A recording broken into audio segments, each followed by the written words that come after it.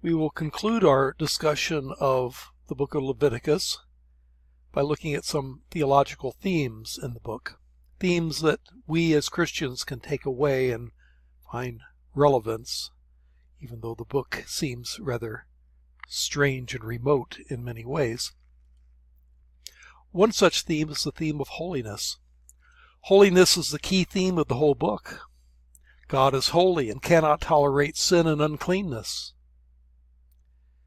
And we're called to holiness as well, though the way that we express holiness is going to be different from the way that the Israelite did.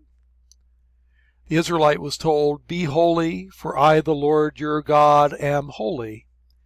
And that would mean following all those ritual laws. But the New Testament actually picks up on that language and tells Christians in 1 Peter, "Be holy, for I, the Lord your God, am holy," quoting this verse.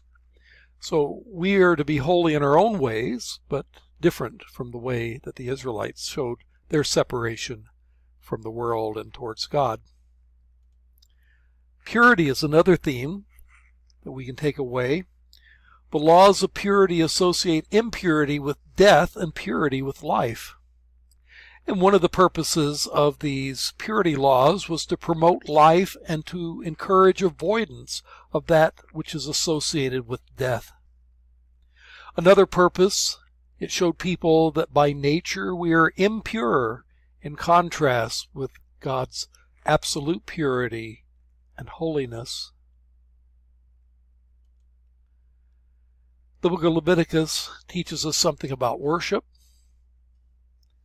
God wanted to commune with human beings. Despite his holiness, God wanted to have fellowship with his people. And so he devised a system where that would be possible. On the positive side, they could offer their fellowship or peace offerings to deepen their relationship with God. They could offer atoning sacrifice to deal with the problem of sin. And there were the festivals where they would worship God. We see worship in Leviticus to be an active thing involving giving gifts and offerings to God, and we can learn from that. Worship is not just sitting in the pew and listening to a sermon. Worship should be active, where we respond to the sermon, where we give ourselves and our resources to God. We see the grace of God in Leviticus. We see that in the sacrifices because the whole sacrificial system graciously allowed undeserving sinners to be forgiven. We see that in the mercy that God shows after the exile in Leviticus 26, that God promised to receive Israel back after their exile, and they'd be exiled because they violated the covenant, but if they repented, he would graciously and mercifully receive them back. God, in this book, relates to his people on the basis of mercy and grace. He relates to Israel that way. He relates to us that way still as well. A sixth theme is the theme of priesthood. Spiritual leadership was chosen by God. You'll read about that in Leviticus 8 and 9, the appointment of the priests. And they were encouraged to maintain holiness, Leviticus 21 and 22. Failure to maintain holiness could be deadly for them, as Nadab and Abihu found out in Leviticus chapter 10. But priests were also subject to sin and defilement like anybody else, so that they had to purify themselves before they could do their duties as priests. We also learn about morality. There are incest laws which condemn marrying people that are too closely biologically related to you, and in some cases not even biologically related, but by marriage related. Paul condemns a man for sleeping with his father's wife in 1 Corinthians 5:1.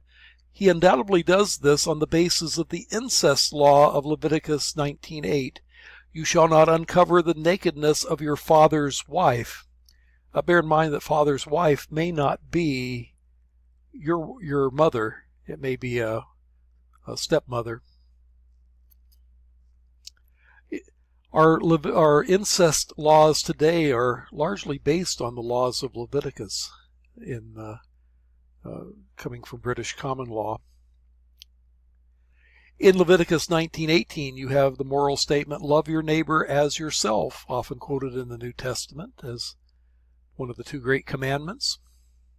And there's moral concerns in many other areas, concern for the poor, concern for the foreigner, the sojourner that's in the land, concern for slaves, for children, social justice, honesty, sexual purity, integrity of leaders, keeping one's promise, and so on and so forth.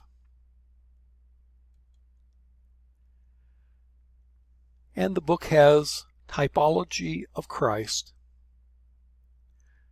The writer of Hebrews sees in the tabernacle, the priests, and the sacrifices of Leviticus a foreshadowing of Jesus Christ. Again, you'll read about that in Hebrews chapter 5, Hebrews 7, Hebrews 8, Hebrews 9, and Hebrews 10.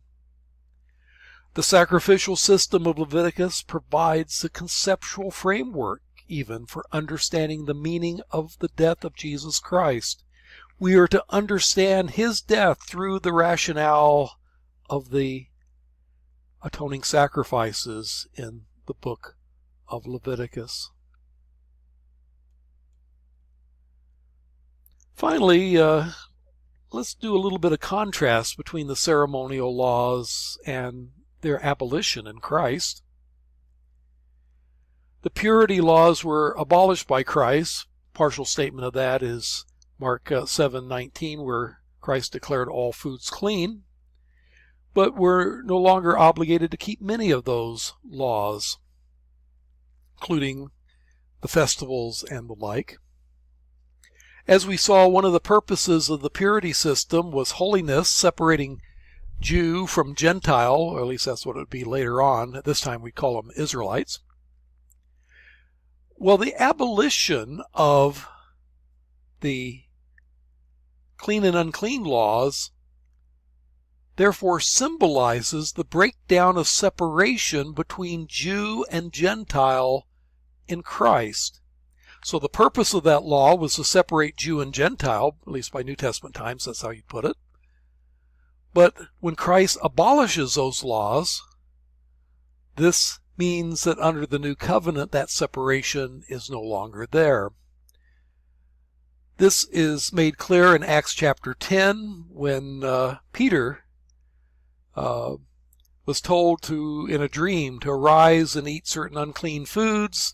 And he says, I've never done such a thing in all my life, but God says, do not call anything unclean what God has made clean.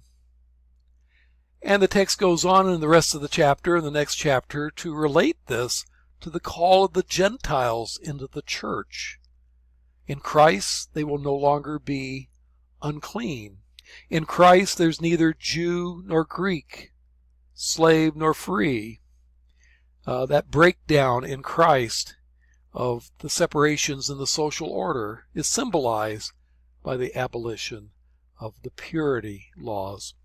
So there are a number of interesting things that we as Christians can take away and derive from Leviticus in terms of theological themes and practical lessons. That ends our discussion of the book of Leviticus.